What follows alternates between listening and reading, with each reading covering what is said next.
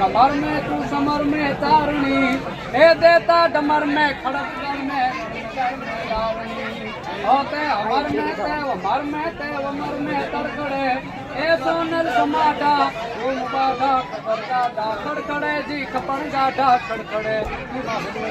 जमी दुनिया ना गॉड ने बडाड़ा वाली होते भले हर ब्रह्मा हर विष्णु અને આખું જગત રૂઠી જાય હર બ્રહ્મા હર વિષ્ણુ અને આખું જગત રૂઠી જાય